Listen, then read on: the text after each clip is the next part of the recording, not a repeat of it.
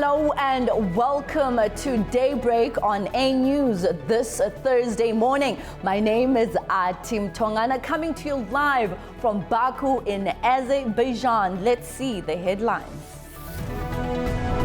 US-Iran tensions remain high over Hormuz as regional mediators push for a return to diplomacy.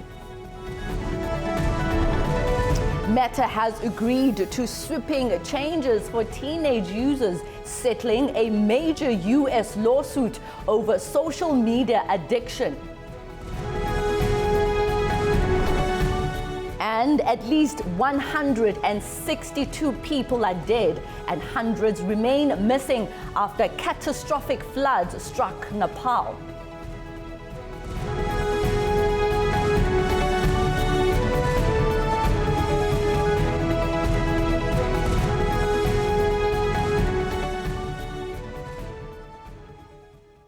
All right, we begin here this morning. The United States says diplomacy remains the preferred option to resolve the dispute over Iran's nuclear program, while warning that military action remains possible if talks fail. Tehran, however, insists its nuclear activities are peaceful purposes and says its technological development is aimed at energy and self-sufficiency and not weapons.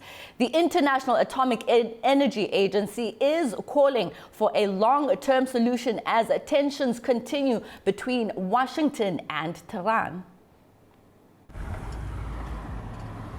The United States says it remains committed to resolving the dispute over Iran's nuclear program through diplomacy. US Energy Secretary Chris Wright said, Washington's preferred path is a negotiated agreement backed by international inspections. However, speaking alongside the International Atomic Energy Agency Director General Rafael Grossi, Wright warned that force could be used if necessary. Our strong desire is to end the Iranian nuclear program through negotiations and through inspections administered by the International Atomic Energy Agency. If it needs to be done through military means to destroy their nuclear facilities and the industrial might of Iran, unfortunately, we will do that too. Grossi warned that Iran still retains significant nuclear capabilities, including around 440 kilograms of uranium enriched to 60%. It is fair to say that we need to find an adequate solution and a long-standing and I would say predictable status quo when it comes to the nuclear issue in Iran. Meanwhile, Tehran insists its nuclear program is aimed at civilian purposes. Iran's Atomic Energy Organization chief Mohammad Eslami said the country's scientific and technological achievements have helped reduce dependence on foreign support. He accused Iran's opponents of trying to undermine its progress through sanctions, pressure and sabotage, saying those efforts have failed. The dispute over uranium enrichment remains at the center of tensions between Washington and Tehran. The US demands limits on enrichment and expanded inspections, while Iran insists on its right to peaceful nuclear energy. Regional concerns have also grown over the security of the Strait of Hormuz. Reports say the waterway may still contain mines, despite US claims that the area has been cleared. Iran dismisses Washington's claims. Diplomatic efforts are continuing, with Qatar's Prime Minister set to visit Tehran in an effort to revive dialogue between Iran and the United States. China has criticized new US sanctions threats against Tehran. Iranian Parliament Speaker Mohammad Bagher Kalibaf welcomed Beijing's position, saying the partnership between Iran and China is based on cooperation and does not require approval from other countries. Meanwhile, US President Donald Trump has commented on reports surrounding Iran's supreme leader Mojtaba Khamenei's health. Trump said he does not believe Khamenei is dead, but suggested he may be seriously injured. As tensions remain high, Washington and Tehran continue to face pressure to find a diplomatic solution and avoid further escalation. Iran and Oman have discussed a framework to establish a temporary shipping corridor on the Strait of Hormuz. It comes after Omani foreign minister visited Tehran. The waterway is approaching its 6th month under blockade, with shipping traffic still far below normal. Many operators remain reluctant to transit the strait because of the risk of attack and Iran's threat to seize vessels it has blacklisted. A News correspondent Taraj Rollu has the details. Iran's foreign ministry says Iran and Oman have agreed on implementing a joint project on a maritime corridor and to demine the waterway that links the Persian Gulf and the Gulf of Oman, namely the Strait of Hormuz.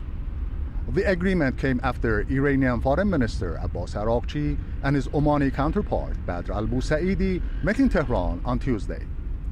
According to a ministry statement, they discussed a phased framework that included establishing a temporary joint shipping corridor. The statement added that technical consultations will continue to decide on a permanent route, the future administration of the strait, and a mechanism for exchanging information, traffic management, and providing navigation services at the narrow waterway. Araghchi said that Iran's commitment to peace and stability is matched by a steadfast diplomacy with its neighbors. He made the comment on X after his meeting with Oman's foreign minister and a phone call with Pakistani Army Chief Asim Munir following his visit to Tehran on Monday. He also held a separate phone call with Qatar's foreign minister Mohammed Al Thani, which according to official sources focused on the latest regional developments and joint efforts to establish peace and security in the region. The diplomatic encounters in Tehran early this week were hit by Washington's announcement of increased sanctions. Foreign Ministry spokesman Ismail Baghai slammed this move in a post on X, branding the U.S. economic war against Iran as an attack on the national sovereignty of all countries and an assault on the right of all nations to self-determination. Turash Shiralilu from Tehran for A News. Meanwhile, Iranian businesses say the impact of economic sanctions is starting to bite, along with the ongoing costs of rising conflicts in the Gulf. U.S. sanctions are adding to the economic hardship in Iran, with shopkeepers saying the measures are making business and everyday life even harder amid the war. In Bandar Abbas, businesses say the impact is being felt through a weaker currency, higher prices, and greater pressure on livelihoods. Under any circumstances, sanctions do inflict blows. The rise in the exchange rate affects life and livelihood, but ultimately we are Iranians, and Iranians know how to bypass sanctions well. The latest restrictions, announced on Monday, could see countries trading with Iran cut off from the dollar-based financial system. The new measures come as Iran faces wider economic disruption linked to the conflict with the U.S. and Israel, which has also severely affected shipping through the Strait of Hormuz, a crucial route for around a fifth of global oil and liquefied natural gas shipments. In the way that we are under pressure, we are 100% distressed. The youth have many grievances against the officials who, really, in my opinion, they are traitors. Why? Because they truly do not attend to the people's suffering. General inflation stands at around 69%, according to reports, with price tags on some imported foods seeing triple-digit annual cost spikes. The Iranian rial has also plummeted to an all-time low. Decades of international trade restrictions, combined with domestic economic mismanagement and now fresh sanctions, are adding to the strain on businesses and households already struggling. Now, France's growing debt burden has become a key issue ahead of the 2027 presidential election. A controversial proposal to cancel part of the country's public debt has sparked a heated debate over spending, investor confidence, and the future of the French economy. Welcome to This Day in Europe, where a radical proposal to wipe out part of France's public debt collides with a presidential race already being reshaped by economic anxiety. Far-left candidate Jean-Luc Mélenchon wants the Bank of France to cancel the government bonds it holds. He says the bank could simply take the 18% of French public debt and, quote, just chuck it in the fire, reducing the debt burden and freeing up money for public spending. Former IMF chief economist Olivier Blanchard has called the debate over the proposal idiotic.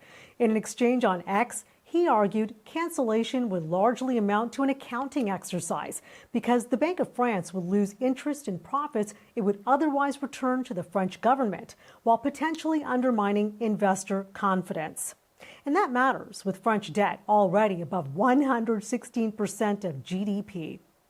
Prime Minister Sébastien Lecornu issued an even starker warning on X. France needs to raise a record 310 billion euros this year, and he questioned who would keep lending if the country reneged on its commitments, warning investors could demand exorbitant interest rates. Later today, the argument moves onto the campaign stage. Mélenchon joins Marine Le Pen, Gabriel Attal, Edouard Philippe, Bruno Retailleau, Raphael Glucksmann, and Marine Tondelier for the first televised debate of the 2027 presidential campaign. Candidates will face questions from business leaders and respond to a consultation involving nearly 66,000 company executives. Expect debt, taxes, investment, and competitiveness to dominate, with Mélenchon under pressure to show his economic agenda can withstand scrutiny from businesses, investors, and political rivals. For A News, I'm Anita Sharma in Arnhem, Netherlands. All right, now for a quick break. When we return, we'll discuss the rest of this morning's global stories. Stay with us.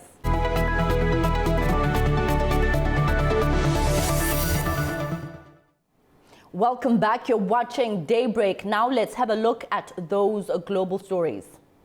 Meta has agreed to major changes to how teenagers use Facebook and Instagram. The agreement ends a high-profile U.S. legal battle over claims of social media addiction among young users. The settlement includes billions of dollars in payments and new restrictions aimed at improving online safety for children. Meta has agreed to pay up to $17 billion and introduce new safety measures for teenagers, settling claims that Facebook and Instagram were designed to encourage excessive use among young users. The agreement brings an early end to a high-profile federal trial in which 29 US states accused the company of misleading the public about risks linked to its platforms. California Attorney Channel said the settlement would require major changes to better protect children online. We sued Meta over claims that it designed and deployed harmful features on Instagram and Facebook that drive compulsive use and harm young users' mental health, and that the company knew about these dangers and lied to teens, to parents, and to the public about them. We believe the proposed settlement filed today addresses some of the concerns at the core of our lawsuit, and that it will force transformative changes necessary to protect our children. And importantly, these changes will be made within months. No more waiting. Under the agreement, Meta will provide up to $17 billion to participating states over 10 years. California could receive between $1.5 and $2.1 billion if the settlement is approved. The company will also introduce new restrictions for teenage users, including a 2-hour daily limit and overnight access blocks between midnight and 6 a.m., unless parents allow otherwise. The settlement also includes stronger parental controls and additional measures to prevent children from accessing harmful content. Now, a growing trade rift between Washington and Ottawa is now hitting one of North America's biggest industries. Automakers are facing fresh uncertainty as the two neighbors remain at odds over trade. Canadian automakers are facing higher costs after talks between the two countries broke down and Washington moved to double tariffs on Canadian vehicles and parts. Good conversation with the Prime Minister last night. US President Donald Trump announced on Monday that a 50% tariff on Canadian cars, trucks and auto parts will take effect on the 1st of January. That is up from the current 25%. The move came just days after manufacturers had hoped the two countries would reach a deal to reduce tariffs to 15% on Canadian cars and light-duty trucks. Canadian-built vehicles accounted for about 6% of American vehicle sales last year, but the impact could still be significant for companies including Ford, General Motors, Stellantis, Toyota and Honda. Toyota and Honda together produced more than 75% of Canada's 1.2 million vehicles in 2025. Higher duties on parts could also raise costs throughout the North American supply chain, as components regularly cross the US-Canada border during production.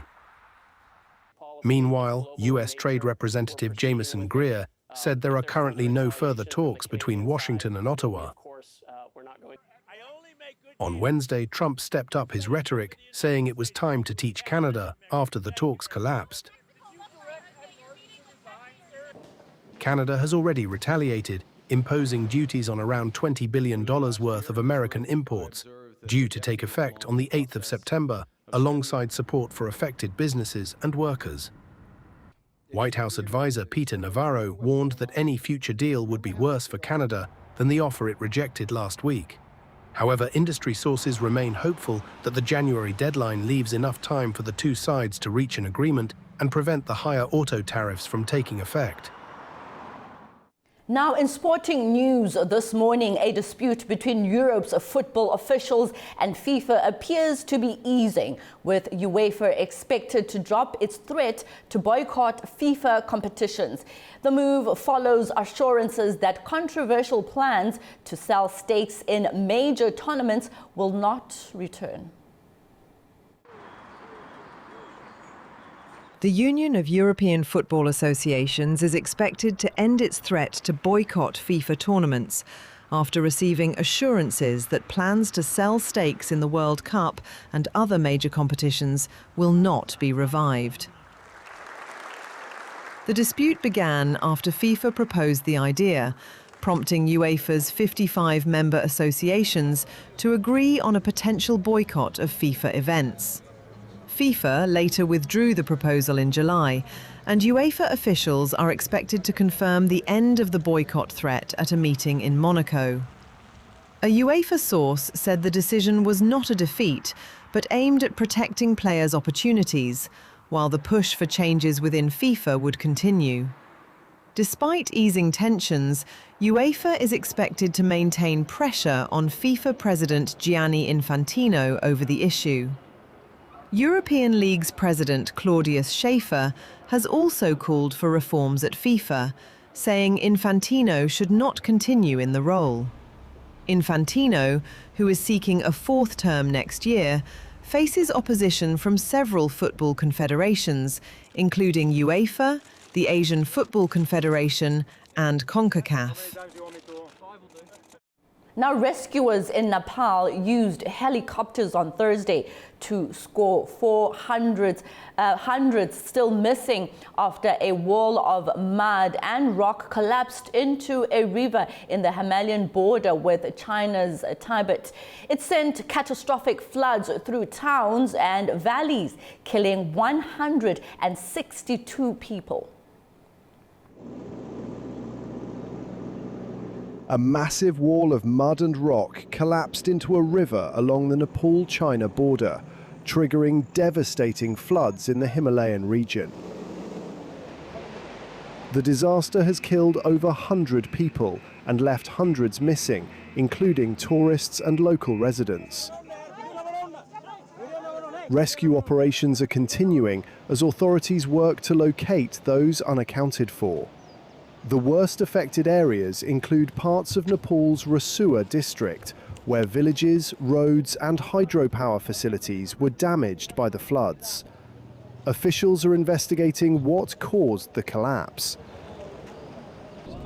Earthquake or glacier-related event may have triggered the disaster, but the exact cause has not yet been confirmed.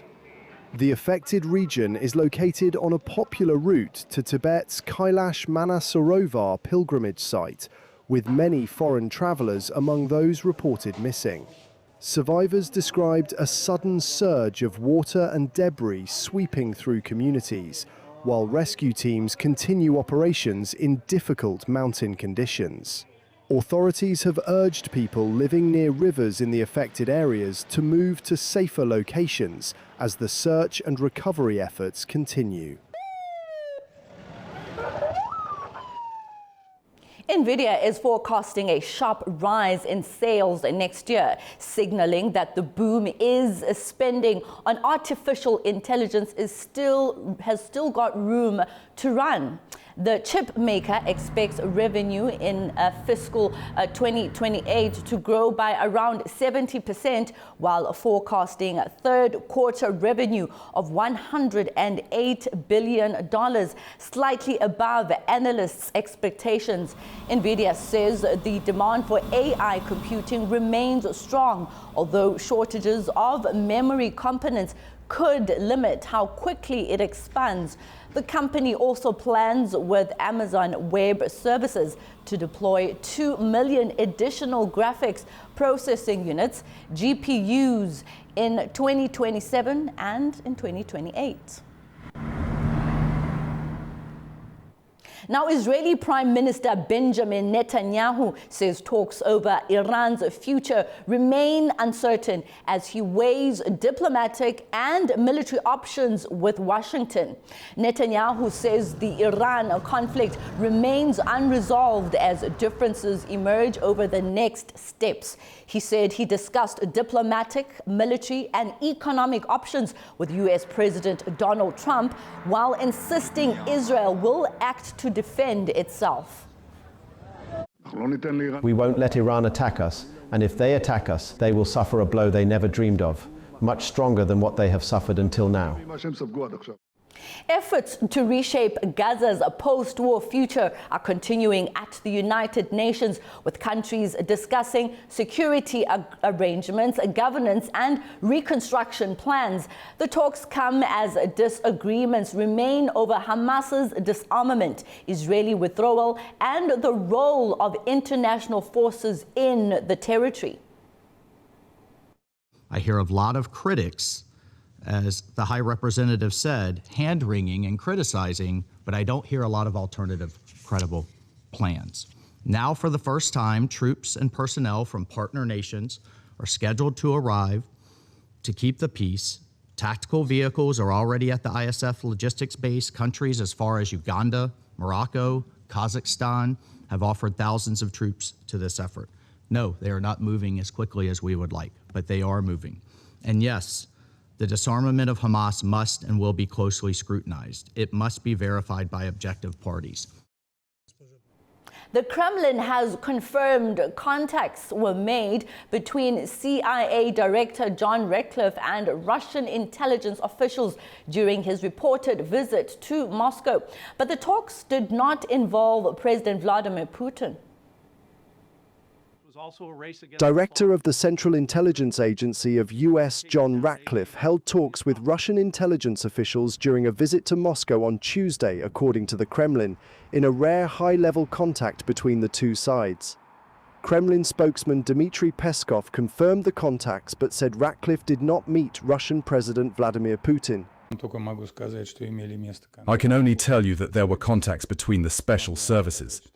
I can tell you that there were no meetings with the President of Russia. That is all I can tell you on this subject. Naturally, President Putin is briefed on everything immediately. Peskov declined to provide further details about the discussions. A U.S. Air Force C-17 believed to have carried Ratcliffe landed in Riga on Tuesday after the reported trip to Moscow. The visit comes as Russia's war in Ukraine continues to shape security policy across Europe, with NATO members increasingly concerned about the threat posed by Russia and the need to strengthen their collective defense.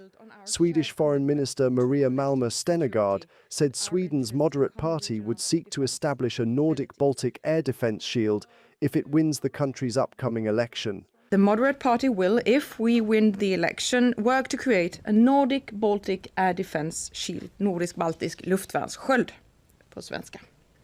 To succeed, we need to tie together our different air defense systems to enable rapid target identification and to combat threats more effectively.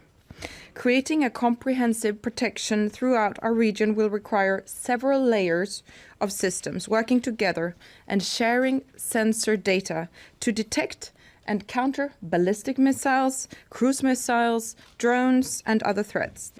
Sweden joined NATO in 2024, 2 years after Russia's full-scale invasion of Ukraine prompted Stockholm to fundamentally reassess its security policy. The The country is now increasing defense spending as part of a broader European effort to strengthen military capabilities and air defense.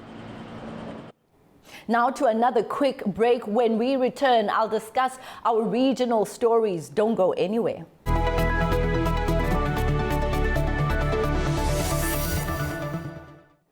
Welcome back. You're still watching Daybreak on A News, and thank you for staying with me this morning. Now, let's return to our region. China and Uzbekistan have pledged to strengthen cooperation during talks in Beijing between senior officials from both countries. China's top legislator Zhao Leji met with the head of the Uzbek presidential administration to discuss bilateral relations and future cooperation. Zhao said ties between the two countries have reached an all-weather comprehensive strategic partnership. They highlighted cooperation in areas including economy, transport, and education. The head of the Uzbek presidential administration said Uzbekistan supports closer exchanges with China and expressed interest in expanding that cooperation. The son of Armenia's former president has been remanded in custody for 2 months as major corruption probes continue.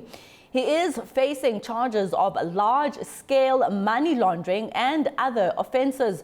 The former president has also been charged in the same case and has been banned from leaving the country. The son of former Armenian President Robert Kocharyan has been remanded in custody for 2 months. Authorities said that the Prosecutor General's office had filed 3 criminal charges against Sedrak Kocharyan, all of which he denies. The decision was made by a court in Armenia. His lawyer, Alexander Kochubayev, confirmed the decision.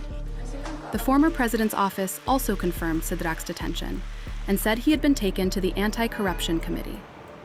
Sedrak Kocharyan was detained as part of a wider corruption investigation involving his father, Robert. Authorities accused the former president of alleged abuse of official powers, large-scale money laundering, and accepting a large bribe. The investigation reportedly concerns alleged transactions involving state property during Kocharyan's presidency from 1998 to 2008. His lawyers have rejected the accusations and described the case as politically motivated, and he denies all charges.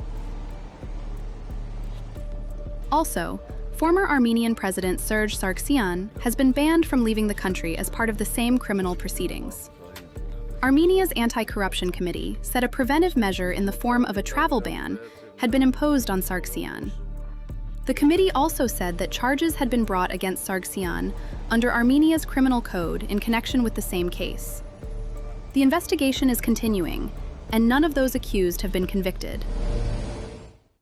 Now, Armenia's parliament has approved the government's program for 2026 to 2031, outlining key priorities for the coming years. The government says it will work to formalize peace with Azerbaijan, normalize relations with Turkey, and strengthen ties with the EU, the United States, and Iran and Georgia, while maintaining relations with Russia. The program also states that Armenia's armed forces will not be deployed outside of the country's internationally recognized borders, except for participation in international missions.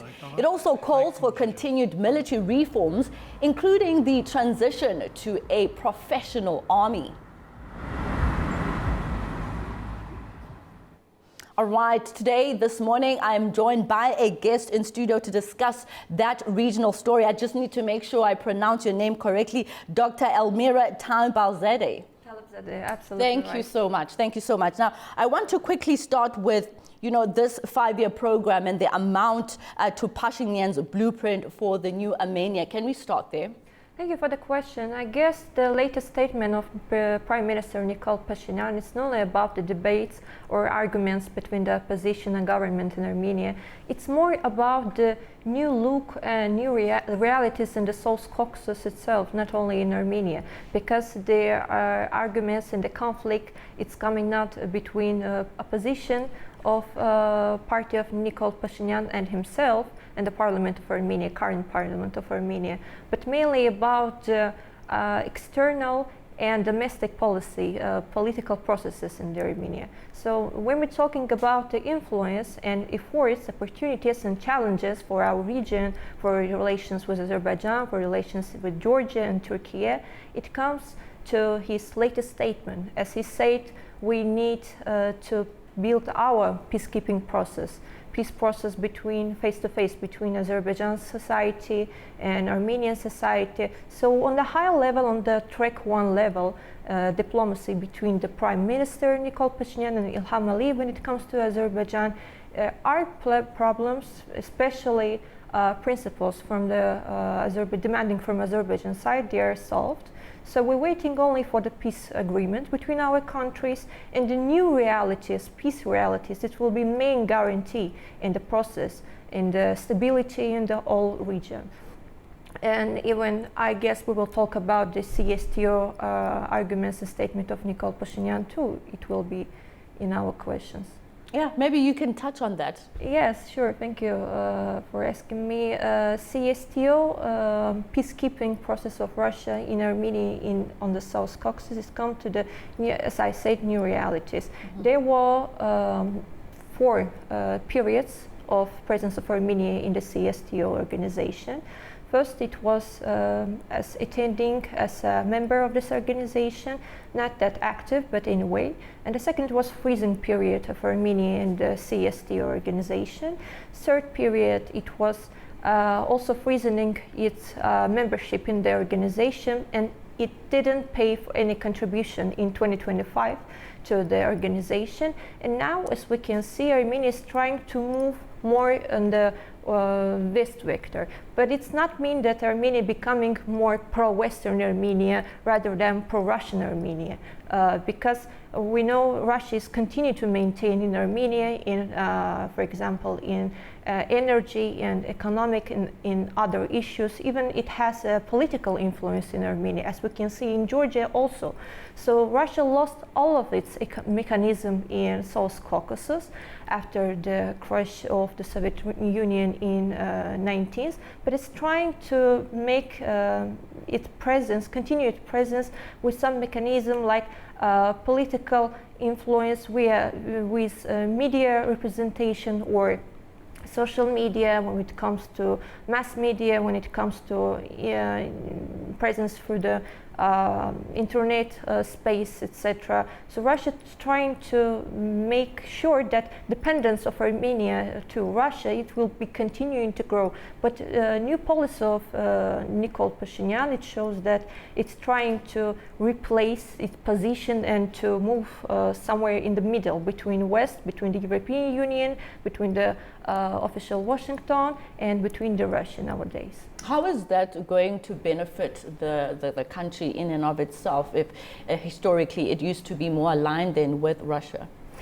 It will benefit more peace process in continuing and increasing peace process with Azerbaijan, because, as I said, best guarantee is not the presence of third countries. It's not the external presence or external guarantees of these countries to Armenia. The most important thing that we know that there is some practical issues of peace process with Azerbaijan, because it's open new communications, it's open trip route, Trump route for peace and prosperity in the region, new economic opportunities when we're talking about the trade between Azerbaijan and Armenia, or even as Azerbaijan is given it place as a transit territory for the third countries, for Kazakhstan, for Russia, for other countries, etc. It opens and renewing relations with Turkey, because we know peace process with Azerbaijan is also influenced into the peace process with Turkey, and diplomatic relations that haven't been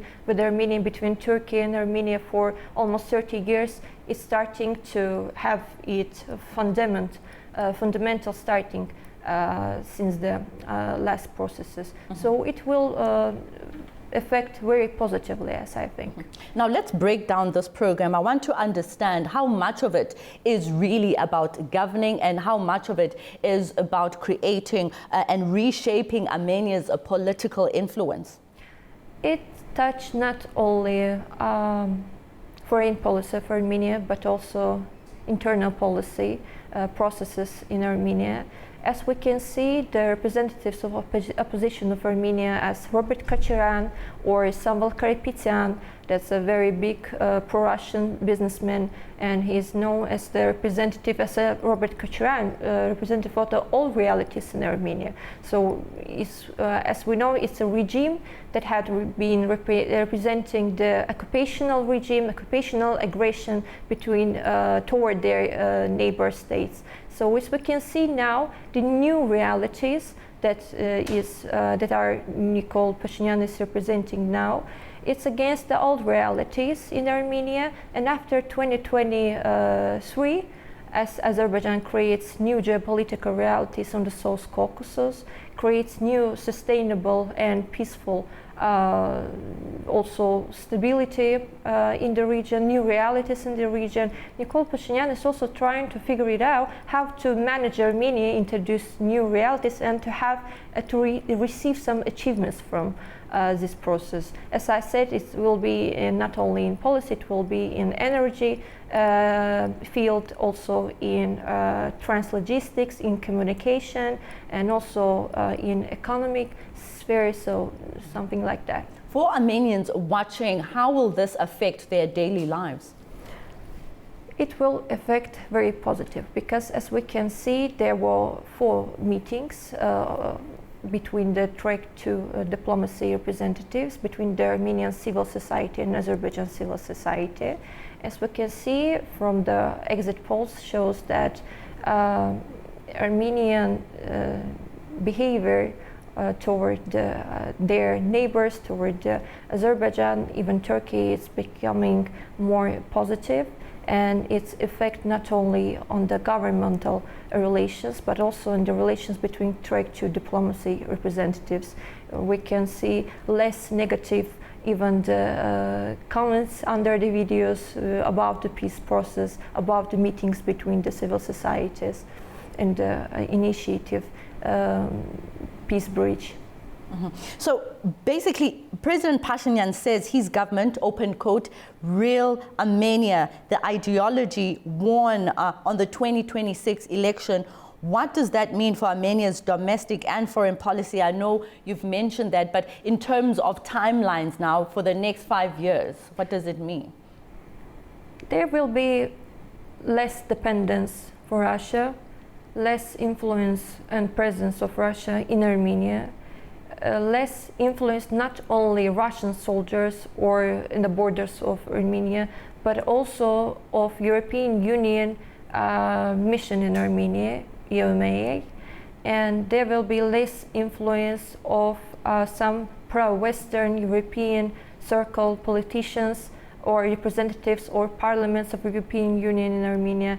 They will be more pragmatic, and this pragmatic policy toward the neighbors will give the real stability and real improvement in Armenian society. I wonder then how Kremlin responds or has reacted to this. It will react, and we can already see the reaction of official Kremlin. We can see what's happening in Russia media society, between the Russian media representatives. It will be happening at least next 5 years, but it will not affect even the peace process in the region. Of course, there is a very deep dependence of Armenia from Russia, but I think when the borders will open with Turkey, with Azerbaijan, that dependence will be decreased in numbers. So as we can see now, Russia can use the opportunities of peace process between Azerbaijan and Armenia, because there was a transition of Russian goods through the Azerbaijani territory to Armenia last several months. It will continue, it will increase in size and numbers. Dr. Elmira, thank you so much. A political analyst with a PhD in political science. It's really been a pleasure, and to get your insight and an understanding of this program, certainly Armenians will be looking forward to it as well. Thank you so much for having me. Thank you. Now, Kazakhstan is considering the Baku-Suspa pipeline as one of its alternative routes for oil exports. The country's energy minister says the route is vital for Kazakhstan as it seeks to reduce its reliance on the Caspian Pipeline Consortium and minimize the impact of possible disruptions. Our correspondent, Fariza Kalmazina, has the details. The Baku-Suspa pipeline is vital for Kazakhstan as an alternative route for its oil exports. That's according to Energy Minister Erlan Akınjanov speaking at a briefing following a government meeting. Akınjanov said there have been no direct talks with Azerbaijan on the route so far, while some groundwork has already been done. Kazakhstan first needs to determine its own position on the issue. He said Kazakhstan has lost around 3.5 million tons of oil production due to attacks on the Caspian Pipeline Consortium, the CPC. Those volumes could have been redirected through the port of Aktau and then transported via the Baku-Suspa pipeline. The pipeline has an annual capacity of around 5 million tons. It could also have carried oil from fields where production was temporarily halted or reduced because of export constraints. Kazakhstan already exports oil through Azerbaijan using the Baku-Tbilisi-Ceyhan pipeline with around 1.2 million tons transported annually. And Azerbaijan has expressed its readiness to increase that volume to 2.2 million tons a year. The attacks on the CPC have also affected Kazakhstan's production plans. The country has cut its 2026 oil production target by 2 million tons, from 98 million to 96 million. In July alone, the consortium was hit by at least 4 drone attacks. Kazakhstan had initially planned to maintain last year's production level of around 99.5 million tons and move closer to the 100 million ton mark. But the disruptions have forced the country to revise that target. Fariza Kalimurzina, Almaty, A News. A major shift is underway in Syria's security landscape. The Kurdish-led Syrian Democratic Forces says it has dissolved an independent military force as it moves ahead with an agreement to integrate into Syrian state institutions. The development also has major implications for neighboring Turkey, which has long viewed the group's main membership as a security threat. Adam Moro reports from Istanbul. The Kurdish-led Syrian Democratic Forces, or SDF, has formally dissolved as an independent military force. The move marks a major step in Syria's efforts to reunify the country after more than a decade of conflict. SDF commander Mazloum Abdi announced the decision on Tuesday evening. He said the group's mission had ended as an integration agreement reached with Damascus in January moves forward. The US-backed SDF was Washington's main local partner in its campaign against the ISIS terrorist group. At its height, the SDF controlled large parts of northern and eastern Syria. But the balance of power shifted earlier this year when Syrian government forces launched a lightning offensive that saw them retake much of the territory previously held by the SDF. That was followed by an agreement calling for SDF forces to be integrated into Syria's military apparatus. Turkey, meanwhile, has remained a key player throughout the process. Ankara views the SDF's main component, the YPG, as an extension of the Kurdistan Workers' Party, the PKK, which Turkey, the United States, and the European Union regard as a terrorist group.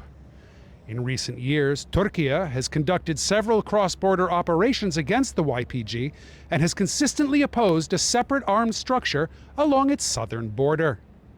At the same time, Ankara has backed Syria's new leadership in its efforts to restore state control following the fall of President Bashar al-Assad in late 2024. Turkey has repeatedly stressed that Syria's future should be based on territorial integrity and national unity, with no place for armed groups that operate independently. This is Adamaro for A News in Istanbul, Turkey. Now, as Damascus works to bring the country back under one military command, the move could reshape relations between Syria's new government, Kurdish communities, and Turkey and the United States. Kurds in the Syrian city of Qamishli have welcomed the dissolution of the Syrian Democratic Forces, or SDF, calling it a positive step. The Kurdish-led group announced its dissolution on Tuesday as part of a wider plan to integrate its fighters into Syria's state military. The move follows an agreement reached with the government in Damascus earlier this year. Today, the Syrian Democratic Forces are integrating with, or participating alongside the Syrian state, in the administration of the country. I believe that for the first time in modern Syrian history, the Kurds are obtaining a broad range of gains that I would describe as significant.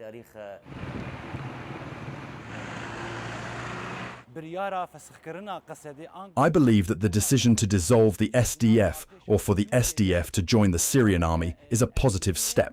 However, it should be accompanied by other gains in recognition of the sacrifices they have made. The political and cultural rights of the Kurdish people should be enshrined in the new Syrian constitution. The announcement came after government forces launched a rapid offensive in January and regained large parts of territory previously held by the Syrian Democratic Forces. SDF commander Mazloum Abdi said the latest decision followed an agreement with Syrian President Ahmed al-Sharaa on integrating the group's forces into the national army. The SDF's dissolution comes as Damascus tries to end internal conflict and rebuild the country after nearly 14 years of civil war. Germany has deported around 30 Afghan nationals back to Afghanistan on a charter flight, according to German media. It comes as Berlin expands its deportation policy to include some Afghans without criminal records. Our correspondent Tamim Bahiz has the details from Kabul. According to Afghan news, German media reported that a charter flight left Haley Airport on Tuesday and later arrived here in Kabul, carrying around 30 Afghan nationals. A statement from the German Interior Ministry said that the deported men had largely been convicted of serious offences. The deportations are part of a tougher approach by German authorities towards Afghan asylum seekers who no longer have the legal right to remain in the country. However, Germany is now broadening the policy to include Afghans without criminal records whose asylum claims have been rejected or protection status withdrawn, with thousands of such cases reportedly under review by the country's migration authorities. Previously, Germany had suspended deportations after the Taliban takeover in August 2021, but resumed them in August 2024, initially for convicted criminals. But since then, the policy has expanded. Authorities maintain technical contact with Afghan officials to help facilitate returns, despite not formally recognizing the government. The issue remains controversial, with critics raising concerns about security and human rights for those returning to the country. Tamim Bahis in Kabul, A News. All right, that's it for this Thursday morning. Thank you for joining me at Tim Tongana and the Daybreak team. Stay tuned to A News on YouTube and our streaming platform on our website, and also follow us on all of our social media pages. Goodbye.